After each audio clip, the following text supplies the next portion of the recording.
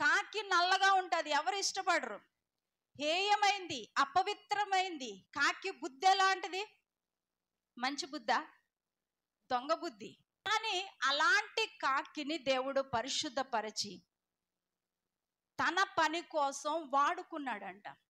ఏం చేశాడు ఆ కాకుల్ని అన్న విషయాలు ఈరోజు కొన్ని చెప్పాలని ఆలోచిస్తా ఉన్నాను. చూడండి, మొదటి రాజుల గ్రంథం 17వ అధ్యాయం 2, 3, 4 వచనాలు.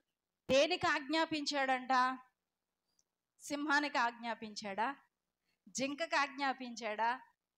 పావురానికి ఆజ్ఞాపించాడా? నెమలికి చెప్పాడా? మరి దేనికి చెప్పాడు? ఏలియాకి ఆహారం పంపిస్తానని ఎవరికి ఆజ్ఞాపించాడంట? కాకోలములకు ఆజ్ఞాపించాడంట. ఏ దేవుడికి వేరే జంతువులు లేవా? వేరే పక్షులు లేవా? ఆయన మాట వినవా? వేరేవి వింటాయి. కానీ దేవుడు కాకినే ఎన్నుకున్నాడు.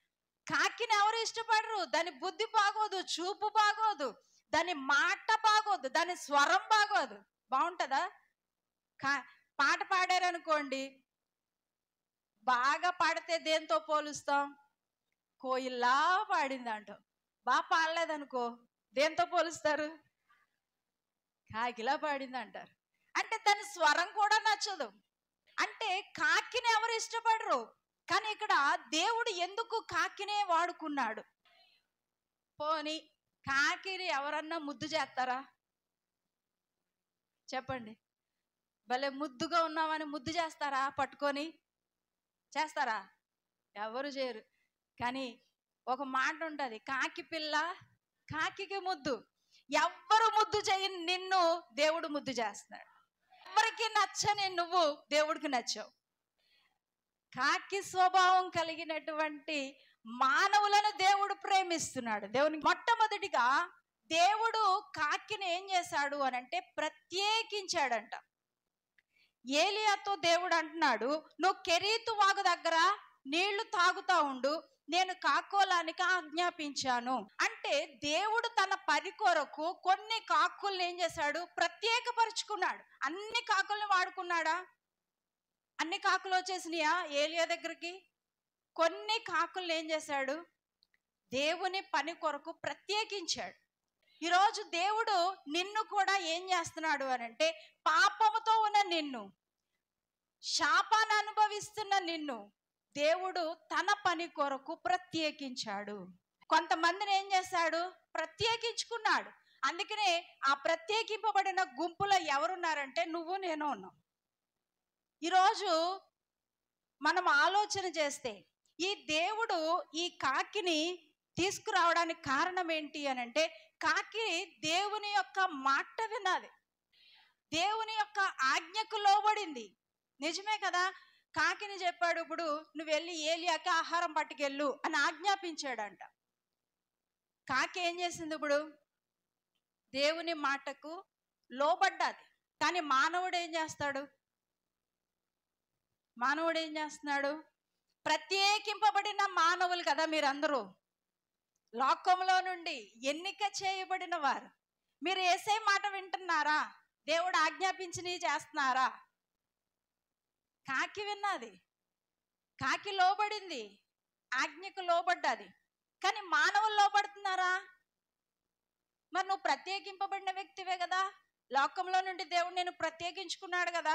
దేవుని మాట వింటున్నావా? ఈరోజు ప్రతి ఆదివారం దేవుడు నీతో మాట్లాడుతున్నాడే, కానీ దేవుని మాటకి కొంచెం కూడా విధేయత లేదు మనలో.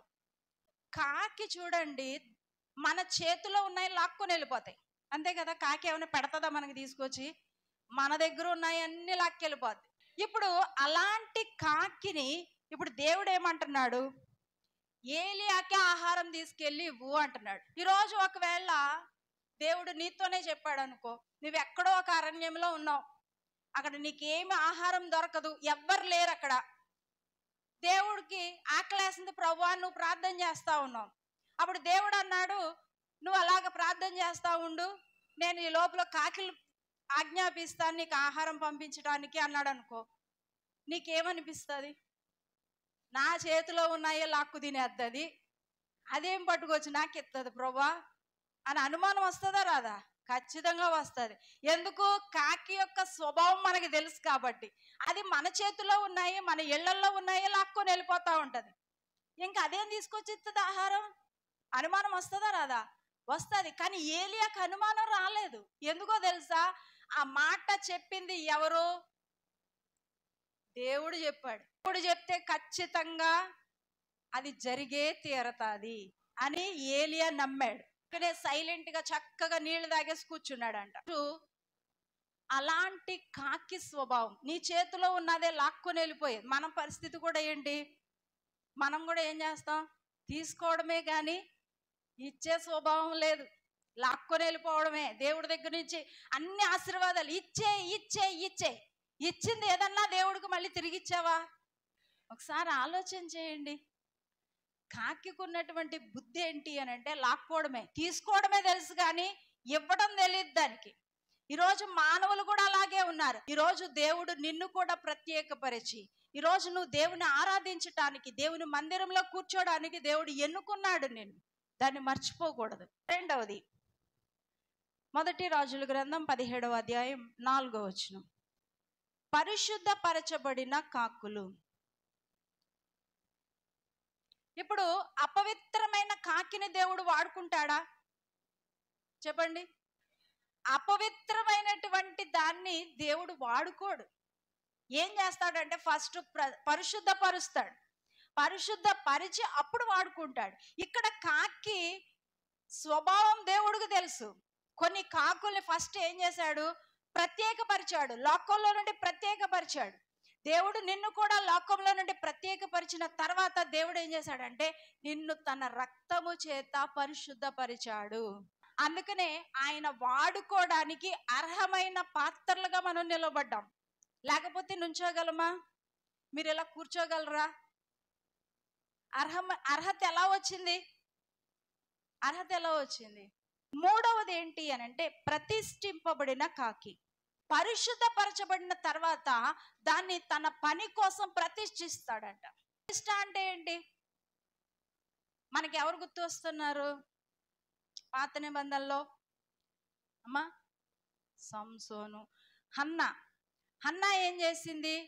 తనకి పుట్టినటువంటి బిడ్డను పాలు విడిచిన తర్వాత షిలోహు మందిరానికి తీసుకొచ్చి అక్కడ దేవుని కోసం, దేవుని మందిరం కోసం ఆ బిడ్డని అక్కడ ప్రతిష్ఠించేసింది. ప్రతిష్ఠించడం అనంటే ఇక నుండి ఈ బిడ్డ దేవుని కోసం బ్రతకాలి, దేవుని కోసమే జీవించాలి. అది ప్రతిష్ఠించడం అంటే. ఇప్పుడు ఈ కాకి దేనికోసం బ్రతకాలి? దేనికోసం బ్రతకాలి? మరి మీరు దేనికోసం బ్రతుకుతున్నారు? నువ్వు బ్రతుకు కాలం అంతా ఎవరి కోసం బ్రతకాలి? దేవుడి కోసమే బ్రతకాలి. ఇంక దేని మీద నీకు ధ్యాస ఉండకూడదు. ఈరోజు కాకి స్వభావం కలిగిన నిన్ను, అపవిత్రంగా ఉన్న నిన్ను, హేయంగమైనటువంటి వ్యక్తిని దేవుడు పరిశుద్ధపరిచాడు. తన పని కోసం ప్రత్యేకించాడు, పరిశుద్ధపరిచాడు, తర్వాత ప్రతిష్ఠించాడంట. ఇప్పుడు నువ్వు దేనికోసం బ్రతకాలి అని అంటే నేను దేవుడు తప్ప నీలో ఏమీ ఉండకూడదు. మొదటి రాజుల గ్రంథం 17వ అధ్యాయం 6వ వచనం. పరీక్షింపబడిన కాకి. కాకి ఏ అలవాటు ఉంటుంది? తినే అలవాటు కదా, ఇచ్చే అలవాటు ఉండదు కాకి. ఇప్పుడు మనం ఏదైనా దాని బుద్ధి ఎలాంటిది అని అంటే అది మన దగ్గర ఉన్నది లాక్కొని వెళ్ళిపోద్ది తప్ప మనకి ఇచ్చి ఇది తిను, నువ్వు కూడా తిను అంటదా?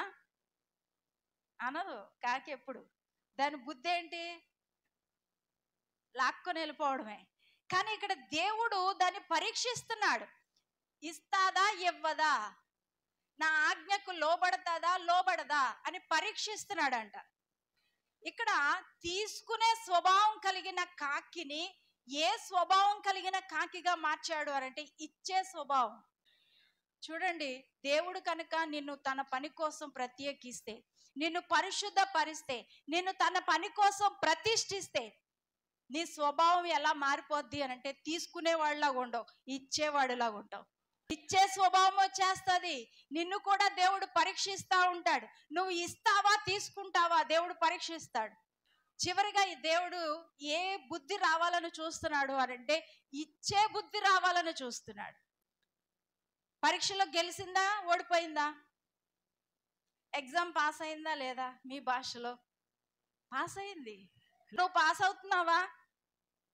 నువ్వు గెలుస్తున్నావా? దేవుడు పరీక్షిస్తే నువ్వు గెలుస్తున్నావా? ఎన్నిసార్లు ఓడిపోయారో కదా, చాలాసార్లు ఓడిపోయారు. దేవుడు పరీక్షిస్తా ఉన్నాడు ఈరోజు మనల్ని కూడా. దేవుడు ఇచ్చిన దాన్ని నువ్వు ఇచ్చే బిడ్డగా ఉన్నావా, తీసుకునే బిడ్డగా మాత్రమే ఉన్నావా? నువ్వు ఒకవేళ ప్రత్యేకింపబడితే నీ స్వభావం ఎలా మారాలంటున్నాడు ఇప్పుడు? ఇచ్చే బిడ్డగా. కాబట్టి ఇచ్చే బిడ్డగా నువ్వు మారాలి అనంటే నువ్వు ఎవరి ఆజ్ఞకు లోబడాలి? దేవుని ఆజ్ఞకు లోబడాలి. దేవుని మాటకు విధేయత చూపించాలి. అలా విధేయత చూపిస్తే నువ్వు అనేక మందికి ఇచ్చే బిడ్డగా ఉంటావు కానీ తీసుకునే బిడ్డగా ఉండవు. అప్పిస్తావు కానీ అప్పు చెయ్యవు. 5వది, పోషించే కాకి. పోషిస్తున్నాయి ఇప్పుడు ఈ కాకులు? ఏలియా ప్రవక్తని పోషిస్తున్నాయి. పాత నిబంధన గ్రంథంలో ఏలియా వంటి గొప్ప ప్రవక్త ఎవ్వరు లేరు. అతడు చనిపోయినటువంటి వ్యక్తిని మొట్టమొదటిగా లేపింది ఎవరు అనంటే ఏలియా ప్రవక్తే లేపాడు. ఒక మంచి పేరు కూడా ఉంది పరిశుద్ధ గ్రంథంలో. ఏంటి? అగ్ని వంటి ప్రవక్త. ఎవరు చెప్పారు? వెరీ గుడ్, చప్పట్లు కొట్టండి. చాలా శక్తివంతమైనటువంటి కార్యాలు జరిగించిన ప్రవక్త. అలాంటి శక్తివంతమైన ప్రవక్తకి ఆహారం పెట్టడానికి, పోషించడానికి ఆ భాగ్యం ఎవరికి దక్కింది?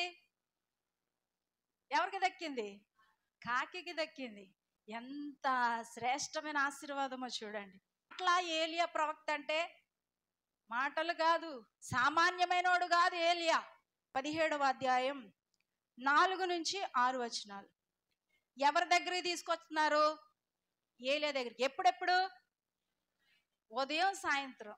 మంచి పని అప్పగించాడు. ఉదయం సాయంత్రం కాకులు ఏం చేస్తున్నాయంట? ఏమేమి ఉదయం రొట్టె మాంసం తెస్తుందంట, మళ్ళా సాయంత్రం ఏం తీసుకొస్తుంది? రొట్టె మాంసం తీసుకొస్తుంది. కాకి రొట్టి అన్నా మాంసం అన్నా చాలా ఇష్టం, చాలా పిచ్చి ఇష్టం మనకిలాగే.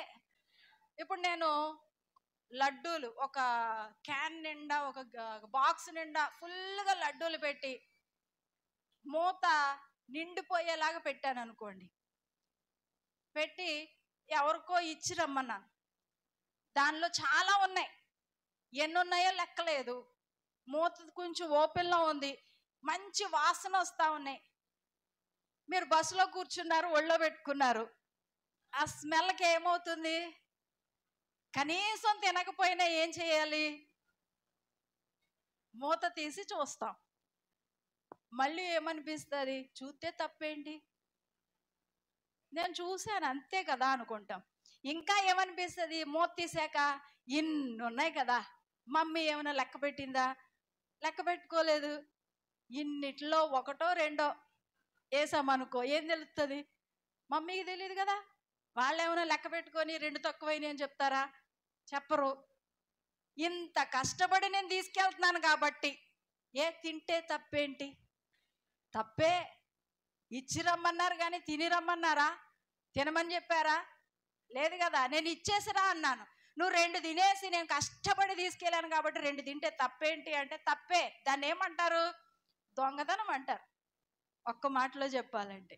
ఇప్పుడు ఈ కాకికి చూడండి, దాన్ని ఏమంటారంటే శోధన కదా. అలా శోధింపబడతా ఉన్నప్పుడు ఈ రొట్టె మాంసాన్ని, తనకి ఇష్టమైన ఆహారాన్ని తీసుకెళ్ళి ఇవ్వడం అనేది సాధ్యమైందేనా? సాధ్యమా? చెప్పండి. ఎంత శోధింపబడిందియో ఈ కాకులు కదా. ఒకసారి ఆలోచించండి. ఉదయం రొట్టె మాంసం తీసుకెళ్తుంది. అది మరలా ఎలాంటి ప్లేసు? మంచి కరువైన ప్లేస్లో రొట్టె మాంసం ఉదయం సాయంత్రం పట్టుకొని వెళ్తుందంట. ఆలోచన చేద్దాం. రొట్టె మాంసం తీసుకెళ్తుంది, చాలా ఈజీ అనుకుంటున్నారు మీరు, కానీ అక్కడ కరువు ఉంది. ఎవరింట్లో రొట్టె లేదు, మాంసం లేదు, తినడానికి ఏమీ లేవు, ఎక్కడా లేవు. ఒకే ఒక ఇంట్లో ఉంది. ఎవరింట్లో? యెజబెల్ రాణి గారు. ఆవిడ కిచెన్లో మాత్రమే ఉంది రొట్టె మాంసం. అంటే ఈ క్రూరమైనటువంటి యెజబెల్ ఇంటికి ఎవరు వెళ్ళాలి ఇప్పుడు? కాకులు వెళ్ళాలి. సాధ్యమా? సాధ్యపడుతుందా? మహాభయంకరమైన మనిషి యెజబెల్. ఆ రాణి గారి ఇంట్లోకి, ఆ కిచెన్లోకి వెళ్ళాలి అని అంటే దమ్ముండాలి, ధైర్యం ఉండాలి. యెజబెల్ రాణి చాలా క్రూరమైన వ్యక్తి. వాళ్ళ ఇంట్లో, రాజుగారి ఇంట్లో తప్ప ఇంకెక్కడా రొట్టె మాంసం లేదు. ఇప్పుడు ఈ కాకులు రోజు పట్టుకొని వెళ్ళాలి అంటే ఎవరి ఇంటికి కాదు, ఎవరి కిచెన్లోకి వెళ్ళాలి? సాధ్యమవుతుందా రాణిగారి కిచెన్లోకి వెళ్ళడం? పోని వెళ్ళినాయి అనుకోండి, ఎక్కడైనా మిస్ అయిందా? క్రమం ఎక్కడైనా తప్పిందా? ఉదయం రొట్టె మాంసం, సాయంత్రం రొట్టె మాంసం, అలా పట్టుకొని వెళ్తా ఉంటే రాణిగారి ఇంట్లో ఒకరోజు రొట్టె మాంసం తక్కువైంది అనుకోండి, ఊరుకుంటుందా ఆవిడ? నిఘా పెట్టేస్తుంది. అంటే ఎంత భయం ఉండాలండి, ఎంత ధైర్యం ఉండాలి అసలు. అంటే ఈ కాకులు దేవుని ఆజ్ఞకు లోబడ్డం మాత్రమే కాదు, వాటి యొక్క ప్రాణాన్ని కూడా విడిచిపెట్టడానికి సిద్ధపడ్డాయి. ఎంత ధైర్యంగా ఆ యెజబెల్ రాణి యొక్క కిచెన్లోకి వెళ్ళి రోజు వెళ్ళడం అంటే సాధ్యమవుతుందా? సాధ్యం కాదు. మనం ఈజీగా చదివేసాం ఇప్పటి వరకు. ఆ ఊర్లో, ఆ ప్రాంతంలో ఎక్కడ ఆహారం లేదు, కరువు, భయంకరమైన కరువుతో ఉంది. అలాంటిది రోజు తీసుకెళ్తున్నాయి, 2 పూట్ల ఫుల్గా పెట్టేస్తున్నాయి. పోనీ తీసుకెళ్తున్నప్పుడు దీనికి ఎంత శోధన ఉంటుంది. ఆ స్మెల్కి రాణి గారి ఇంట్లో ఉన్న భోజనం, మాంసం ఎలా ఉంటుంది? పచ్చి మాంసం ఉంటుందా?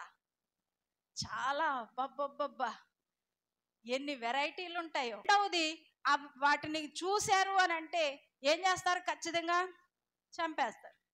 కానీ దేవుని ఆజ్ఞ పాటించటానికి ఈ కాకి దేన్ని కూడా లెక్క చేయట్లేదు అని అంటే తన ప్రాణాన్ని కూడా లెక్క చేయట్లేదు. ఎందుకు ఈ మాట చెప్తున్నాను అని అంటే, దేవుని ఆజ్ఞకు నువ్వు లోబడితే, దేవుని మాటను వింటే దేవుడు నిన్ను కూడా ఖచ్చితంగా అలాగే వాడుకుంటాడు. మిమ్మల్ని వాడుకోవాలని ఇష్టపడుతున్నారా? ప్రత్యేకింపబడిన కాకిలాగా ఉండాలనుకుంటున్నారా? కాకిగోల్లాగా ఉండాలనుకుంటున్నారా? తృణీకరింపబడిన కాకిలాగా ఉండాలనుకుంటున్నారా? ప్రత్యేకింపబడిన కాకిలాగా ఉండాలనుకుంటున్నారా? దేవుడు